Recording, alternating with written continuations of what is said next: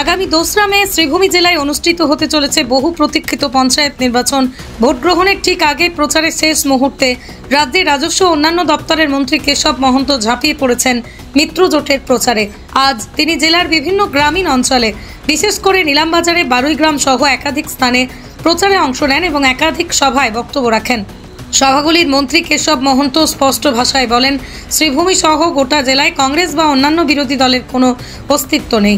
জনগণ আজ উন্নয়নের পক্ষে রায় দিতে প্রস্তুত। তিনি দাবি করেন, শ্রীভূমি জেলার 16টি জেলা পরিষদ কেন্দ্রের মধ্যে ইতিমধ্যেই 2টি আসনে মিত্রজোটের প্রার্থীরা বিনা প্রতিদ্বন্দ্বিতায় জয়ী হয়েছেন। বাকি 14টি কেন্দ্রের মধ্যেই 4টিতে এজিপি প্রার্থী এবং অন্যান্য কেন্দ্রে বিজেপি প্রার্থী প্রতিদ্বন্দ্বিতা করেছেন। তার আশ্বাস, এই সব কেন্দ্রে মিত্রজোট অনায়াসেই জয়ী হবে। মন্ত্রী মহন্ত আরও বলেন, অসমে বর্তমানে ব্যাপক উন্নয়নমূলক কাজ হচ্ছে। এই ধারা বজায় রাখতে হলে গ্রামাঞ্চলের মানুষকে মিত্রজোটের প্রার্থীদের বিপুল ভোটে জয়ী করতে হবে। তিনি জনসাধারণকে অনুরোধ জানান, তারা যেন উন্নয়নের স্বার্থে বিজেপি এজিপি মিত্রজোটকেই বেছে নেন। সভায় কংগ্রেসকে তীব্র নিশানা করেছেন, সমালোচনা করেন মহন্ত। তার মতে, কংগ্রেস শুধু প্রতিশ্রুতি দিয়েছে, বাস্তবে কিছু করেনি। মানুষ তাদের আর বিশ্বাস করে না। পাশাপাশি তিনি রাজ্যের মুখ্যমন্ত্রীর উন্নয়নমূলক পদক্ষেপের ভূয়সী প্রশংসাও করেন। শ্রীভূমির গ্রামীণ জনপদে এদিন কেশব মহন্তের প্রচার সভা ঘিরে জনতার মধ্যে উৎসাহ উদ্দীপনা লক্ষ্য করা যায়। এখন দেখার বিষয়, এই প্রচার শেষমেশ ভোট বাক্সে কতটা প্রতিফলিত হয়।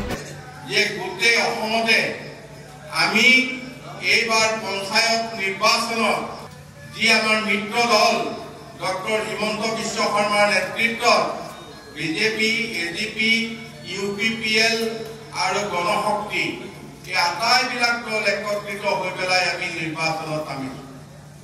আমি সকলোৱে মিলি নিৰ্বাচনত নমাৰ কাৰণটো কি, কিয় মিলি পেলাই আমি নিৰ্বাচনত নামিছো? যে দিল্লীত এটা চৰকাৰ আছে, এনডিএ চৰকাৰ, দিছপুৰত এটা চৰকাৰ আছে ডক্টৰ হিমন্ত বিশ্ব শৰ্মা ডাঙৰীয়াৰ বিজেপি নেতৃত্বাধীন এনডিএ চৰকাৰ।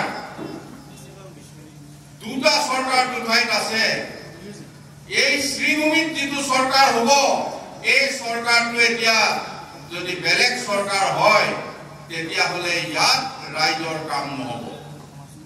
আমি এইকাৰণে একলগ হৈছো যে এই চৰকাৰটো আমি এনডিএ চৰকাৰ বনাব লাগিব।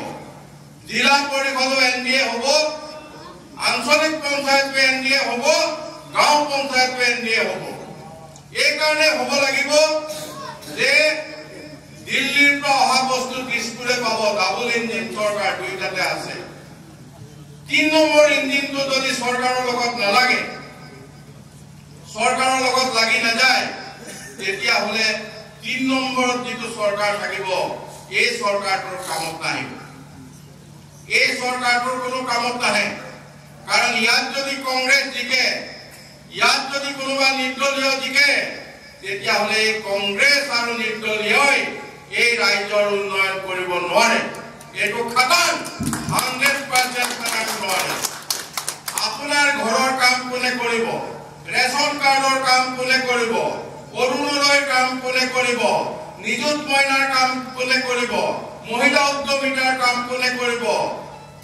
মুখ্যমন্ত্ৰীৰ CM ত্ৰিপুৰাৰ কাম কোনে কৰিব? ইণ্টাৰভিউ হৈ আছে, এইবিলাকৰ কোনে কৰিব?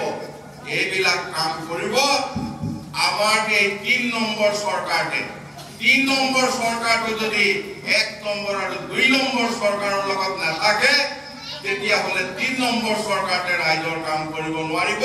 আমাক সকলোৱে কৈ আছে যে আমি উন্নয়নৰ কাৰণে লাগিছো। কাৰ নেতৃত্বত লাগিছো? ডক্টৰ হিমন্ত বিশ্ব শৰ্মা ডাঙৰীয়াৰ নেতৃত্বত অসমত এটা পৰিৱৰ্তন আমি বিচাৰিছো।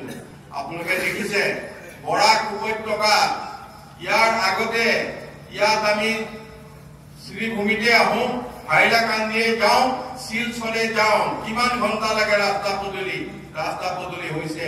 এতিয়া ইয়াত অসমমালাৰ ডাঙৰ ডাঙৰ ৰাস্তা হৈছে, 4 লেন হৈছে, বেলেগ বেলেগ ৰাস্তা হৈছে। সমস্যা অলপ আছে। ইয়াত মোক আহোঁতে ইফালে কৈছে যে ইয়াত কিবা মাটি বাৰীৰ অলপ প্ৰব্লেম আছে। ৰাজহ মন্ত্ৰী হিচাপে মই আছো, আপোনালোকৰ যি মাটি বাৰীৰ সমস্যা আছে ৰাইজৰ ন্যায়টো দিম, তেনেহ'লেও ন্যায় দিম আপোনালোকক। এইখিনি সমস্যাৰ কাৰণে আপোনালোকে চাব নালাগে। এইখিনি সমস্যা সমাধান কৰিবলৈ আপোনালোকে ঘৰৰ প্ৰতিনিধিজন আপোনালোকে আমাৰ চৰকাৰৰ প্ৰতিনিধি কৰিব লাগিব।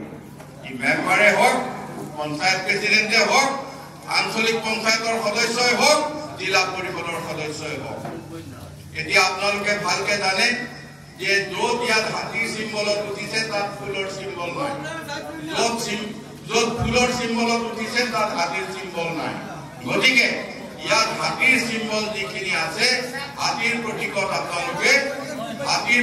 আপোনালোকে অহা 2 তাৰিখে ভোট দি আমাৰ এই কালীগঞ্জ জিলা পৰিষদৰ সদস্য আছে হাইদৰ খান উপস্থিত আছে আব্দুল ফজল উপস্থিত আছে আৰু সাহাৰুল আলম উপস্থিত আছে আমি আশা কৰিছো যে আমি আটাইকেইজনকে আপোনালোকে বিপুল ভোটত আপোনালোকে ভোট দি জয়যুক্ত কৰিব